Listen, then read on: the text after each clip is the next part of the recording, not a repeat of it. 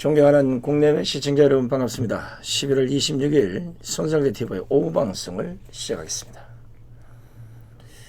미국 트럼프 대통령의 전쟁 범죄 혐의 미군에 대한 이 선처를 놓고 해군 장관이 트럼프 대통령에게 쓴소리를 남기면서 자리에서 물러간 일이 발생했습니다.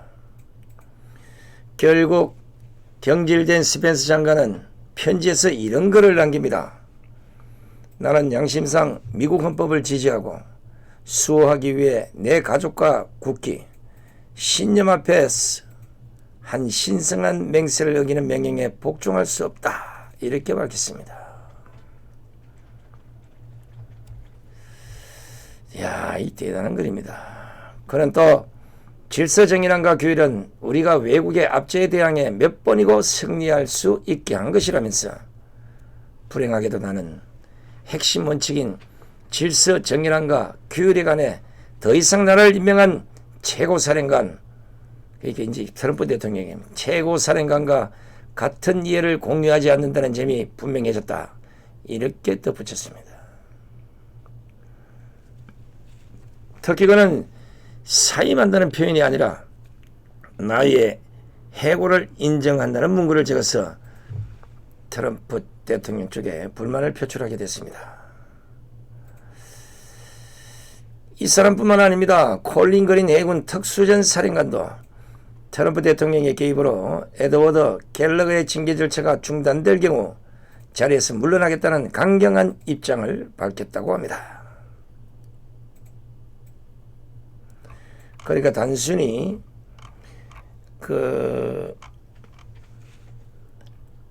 전쟁 범죄 혐의, 이게 뭐 전쟁에 대해서 뭐 우리 지금 남북 전쟁이 뭐 이거보다는 아랍 쪽에 그 무슨 어린 아이 하나를 누군가는 죽였는데 그걸 들고 뭐 사진을 찍은 게 문제가 돼서 결국은 이 중사가 갤러그 중사라는 사람이 전쟁 범죄 혐의를 뒤집어 쓰고 있었습니다. 이거를 이제 트럼프 대통령이 복권해! 이러니까 와, 바로 해군 장관 그리고 콜린 그린 해군 특수전 사령관들이 그건 잘못됐다. 만약에 그런 식이면 나는 나를 임명한 대통령과 같은 이해를 공유하지 않기 때문에 나는 사임하겠습니다. 딱 사임했어요. 참 대단한 군인들이자 존경스럽기까지 합니다. 이분들을 보면서 왜 우리나라는 이런 멋진 군인이 없느냐는 이 안타까움에 솔직히 화가 납니다.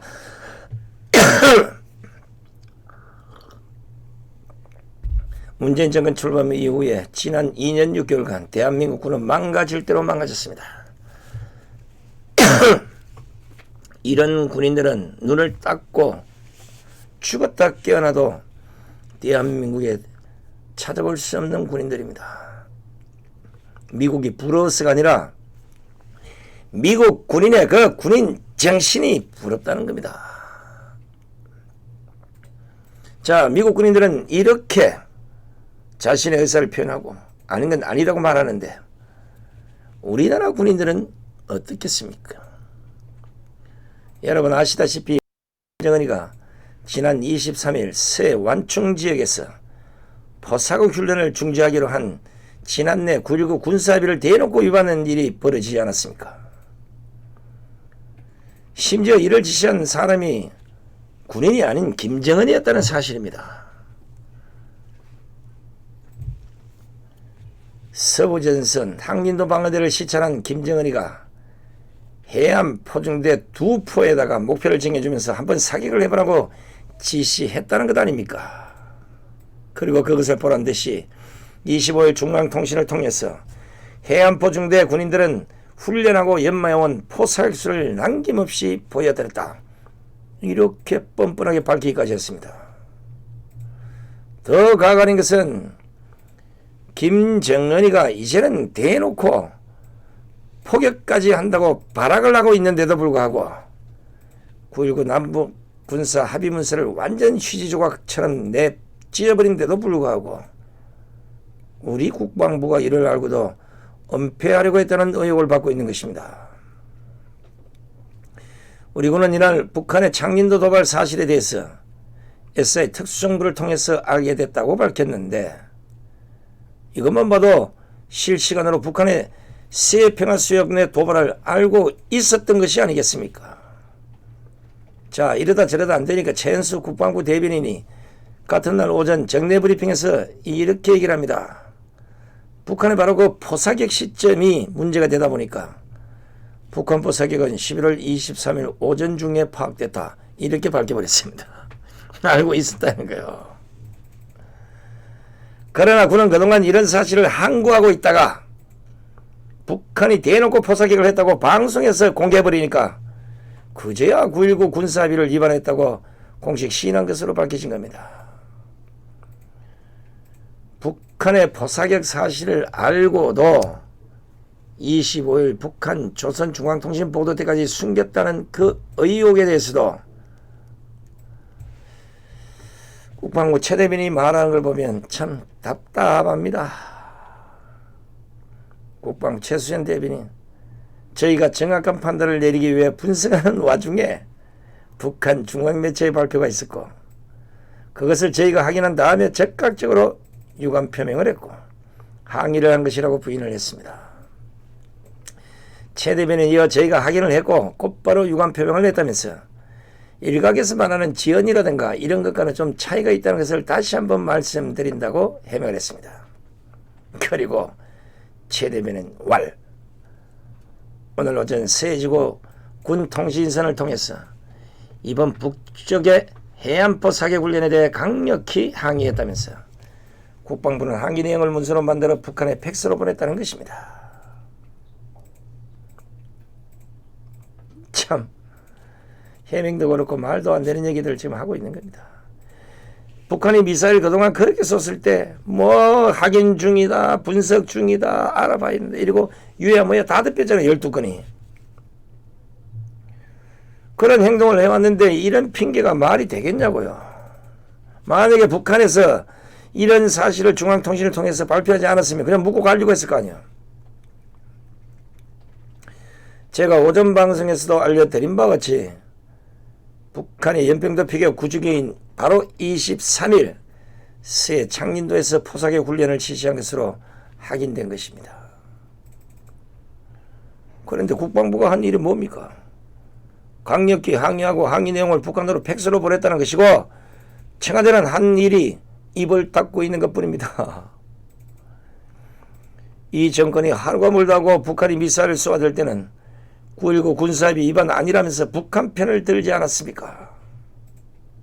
그런데 정작 9.19 군사합의는 물론이고 지난 2010년 11월 23일 오후 2시 34분경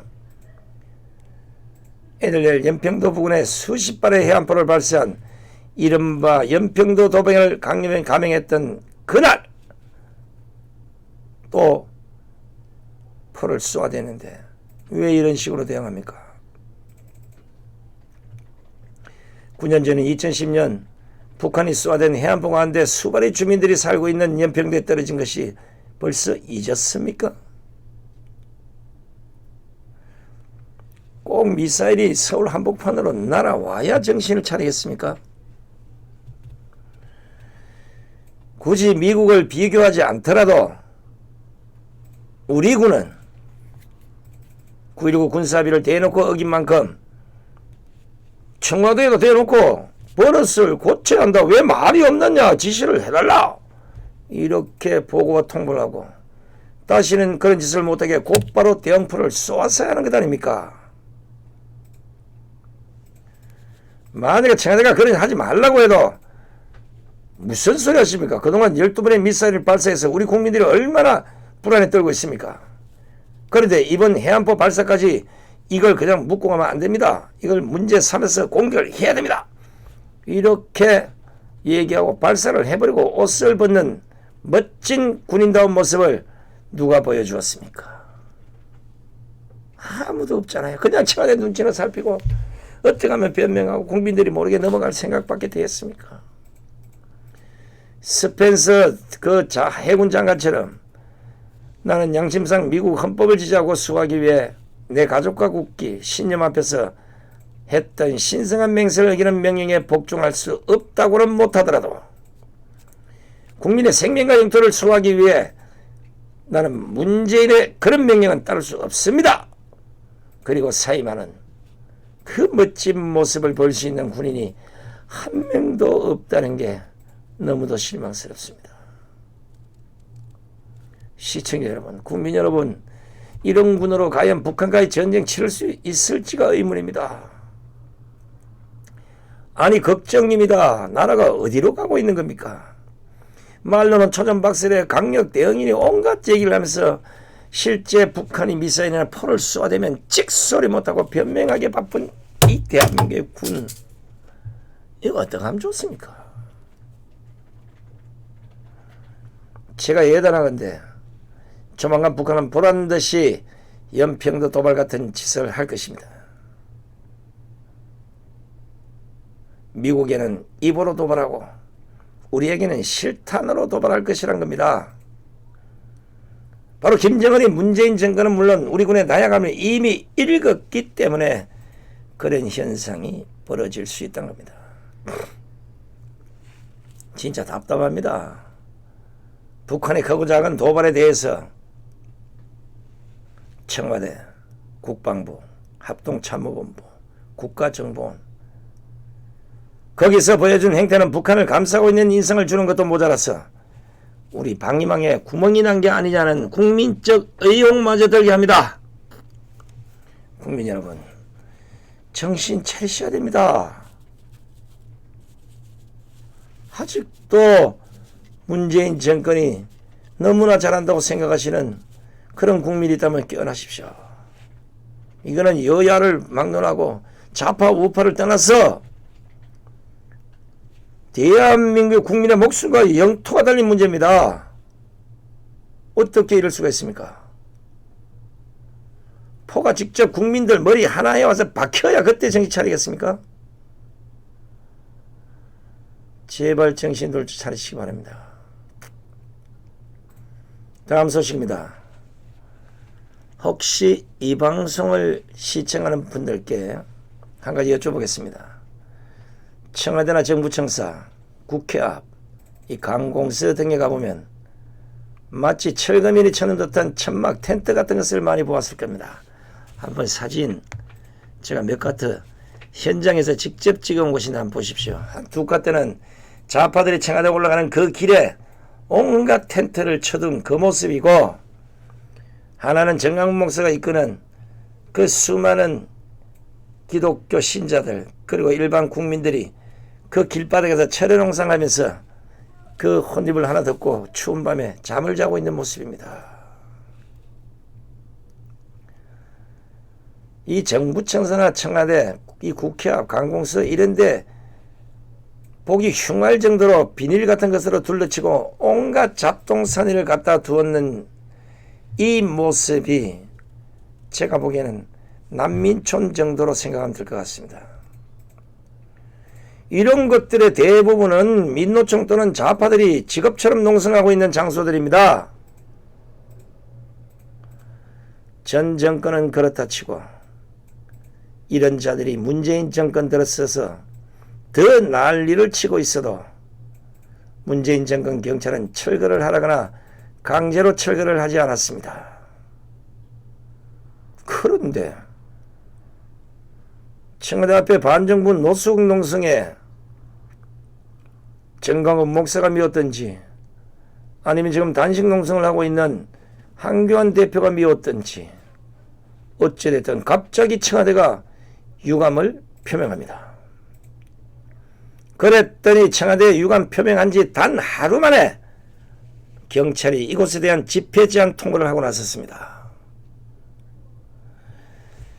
경찰의 태도가 왜 단숨에 바뀌었겠습니까? 그 속을 자세히 한번 들여다봤더니 청와대 정의용 국가안보실장이 24일 브리핑에서 바로 정강훈 목사가 이끄는 투쟁본부의 스피커 시위를 겨냥해서 국빈 행사 기간 중에 청와대 앞 시위대의 엄청난 방해가 정부로서는 매우 유감이라고 말하자 다음날 아침에 곧바로 집회 제한을 통보한 것입니다.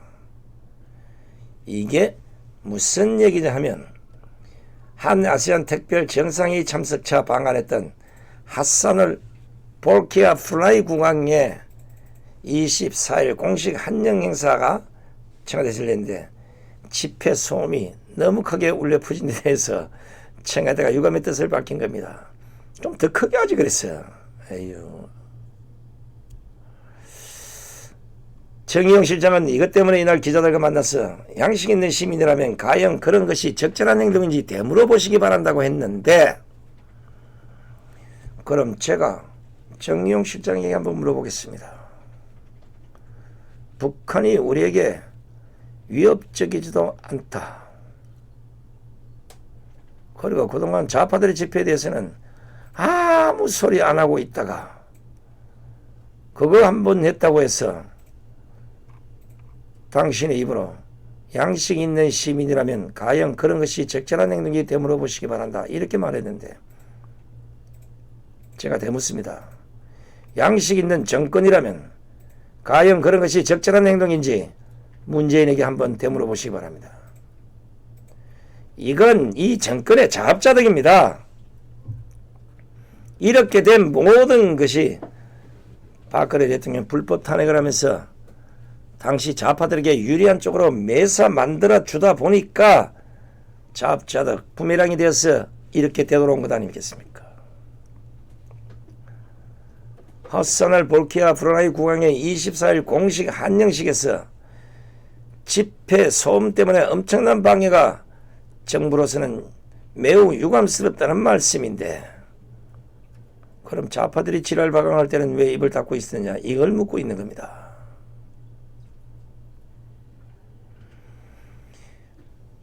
하나 더 따져볼까요? 이 정권 들어와서 브루나이 국왕 하나 한영식 하는데 시끄럽다고 할 정도면 2017년 11월 7일 밤 트럼프 대통령이 청와대 만찬 후에 숙소로 돌아가던 중 서울 강화문 광장에 있던 반미 시위대가 던진 그 쓰레기 때문에 반대 차선으로 역주행하는 일이 발생하지 않았습니까? 당시 최고 경계 수인 가포비상이 떨어진 경찰이 시위대 쓰레기 투척을 막기 위해 꺼내던 것은 다름 아닌 높이 2.5m, 폭 10m의 그물망뿐이었습니다. 시위대는 여기에 멈추지 않고 그 그물 위로 전단지, 뭉치 이런 걸 계속 던졌습니다. 강화문 광장 그 부근에 무려 40개 중대 경찰 3,400명이 있었지만 속수무책했습니다. 대부분이 헬멧이나 방패 등 최선의 방어 장비도 갖추지 않고 있었습니다. 시위 참가자에 대한 검문 검색조차도 없었습니다. 한술 더 떠서 서울시까지 이날 반미 집회로 변질될 수 있는 성격의 행사를 강화문 광장에서 허가를 했던 겁니다. 만약 이날 시위대가 사제폭탄이나 하얀병을 트럼프 대통령 차에 던졌다면 그냥 속수무책 당할 수밖에 없었는데 그때 문 정권이 어떻게 했습니까? 이런 걸 생각을 해보고 지금 정강훈 목사가 이끄는 노숙 농성에 대해서 이러쿵 저러쿵 얘기를 해야 되는 게 아닙니까?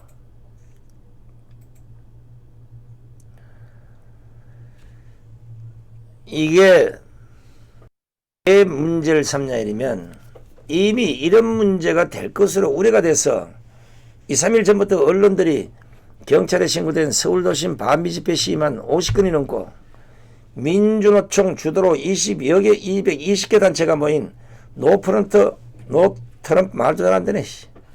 노트럼프 공동행동이 청와대하고 국회로 몰려가서 트럼프 대통령을 24시간 따라다니면서 시위를 벌이겠다고 벼르고 있다. 이렇게 말을 했음에도 불구하고, 이렇게 언론이 지적을 했음에도 불구하고 그냥 손을 놓고 있었잖아요. 그런데 청와대 앞에서 지금 나라를 걱정하면서 체련한 우승을 벌이고 있는 국민들을 향해서 얌전하게 잘 집회를 하고 있는 사람들에게 온갖 핑계를 대면서 철거 또는 시간 제한을 통보하는 것은 제가 보기에는 이치에 맞지 않습니다. 이용표 서울경찰청장이 이날 기자간담회에서 최근 효자동 주민과 서울 맹학교 학부모가 소음 교통 문제가 심각하니 집회를 금지해달라는 탄원서를 냈다고 말하던데, 그럼 이런 차량농성이 있기 전 다른 집회에서는 왜 아무런 말을 안 하다가 지금 이러는 겁니까? 그것도 아니면 지난해 다른 단체가 청와대에 전달한 그런 요구에 대해서 답을 주든지, 그것도 아니라면 한 번이라도 그 많은 국민들이 왜 이렇게 날밤을 새고 철야 집회를 하는지 직접 알아보려고나 해봤습니까? 청와대 앞에서는 현 정부대로 우파 국민들이 아닌 민노총이 수시로 노숙농성을 벌였고, 주민들은 이를 자제시켜달라는 탄원서를 여러 차례 냈지만 경찰이 번번이 묵살했던 것 아닙니까? 지금이라도 가가지고 청문회나 효자당 주민자치위원회 이런 데 이야기 들어보세요. 그동안 주민들이 수십 건씩 그 민노총 시위 때문에 도저히 시끄러 못 살겠다 탄원서를 낼 때는 한마디 언급도 없다가 갑자기 어제 정의용의 말 한마디에 바로 조치를 하니 이거 주민들도 의아해야 합니다. 기껏 민노총이나 좌파들이 청와대 앞에서 지랄할 때는 가만히 있다가 정강훈 목사 측이 철야농성을 하니까 겁이 나는 것인지 꼴보기 싫은 것인지 오후 6시부터 다음날 오전 9시까지 해당 장소에서 집회를 못하게 하는 이 내용의 집회 제한 통보를 하는 것 좀 치사하지 않습니까? 아이고,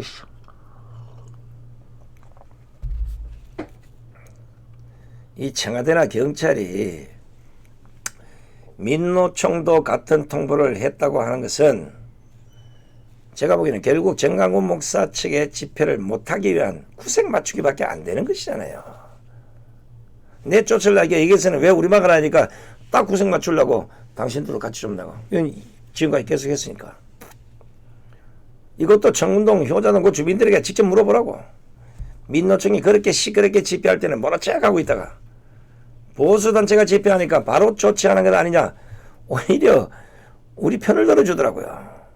그러면서 이 청와대가 지금 우리 핑계 댄다, 경찰이 우리 핑계 대고 있다, 열받아 하더라니까요. 주민 탄원이면 민노총 할 때부터 차단시켰으면 이런 일이 없었을 것 아닙니까? 이제 조금 있으면 이런 일이 벌어질 겁니다. 경찰의 제한 통과가 지켜지지 않았다는 그 이유로 강제 조치에 들어갈 것이고, 그럼 또 치고받고 폭행이 일어날 것이고, 그 핑계로 우파 몇 사람 또 잡아넣겠죠. 문재인 청와대는 그렇다 치더라도 경찰은 검찰처럼 적어도 형평성에 맞게 공권력을 집행해야 되는 게 아니겠습니까?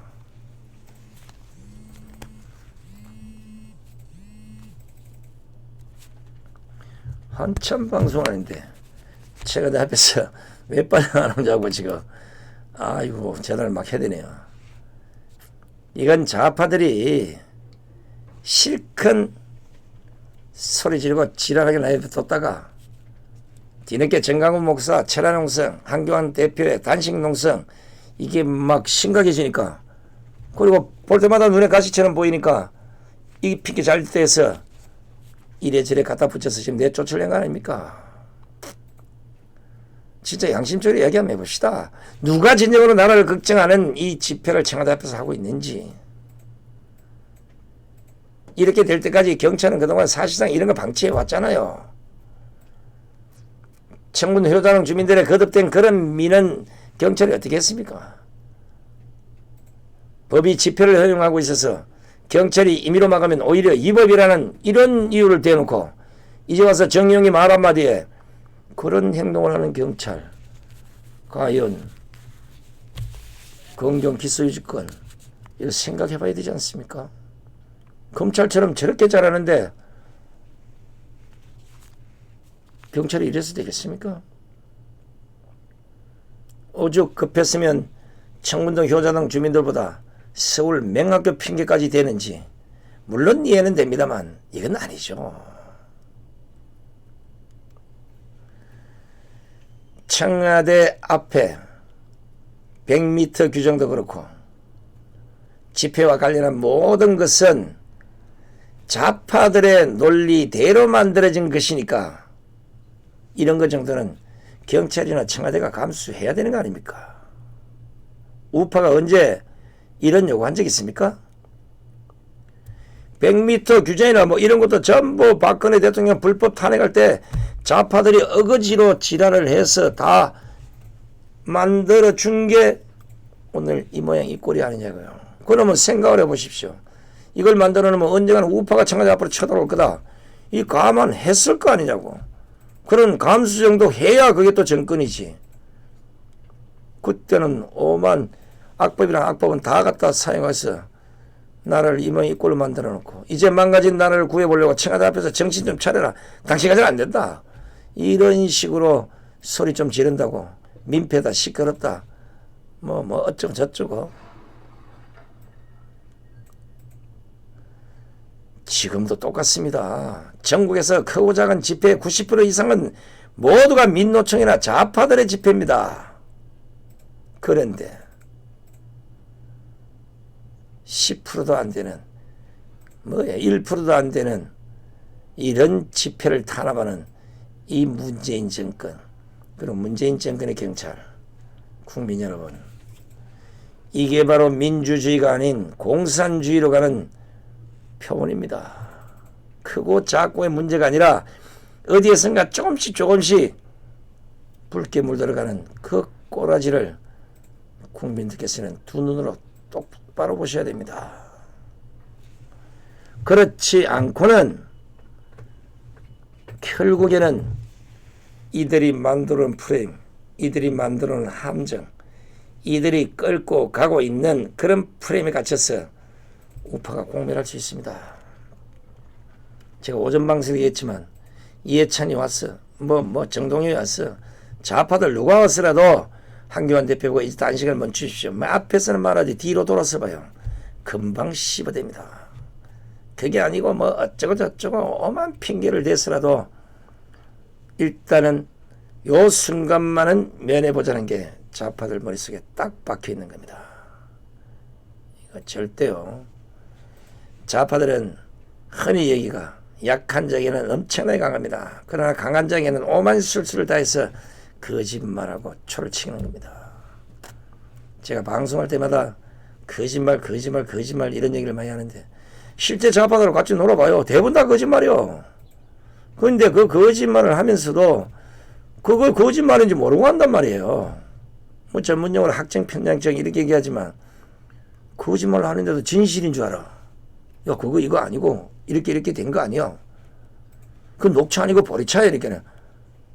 아니야, 녹차야. 야, 이게 보리차로 쓰였는데 아니야, 녹차야. 이런 식이란 말이에요. 이들한테 뭐를 더 바라겠습니까? 저는 지금 이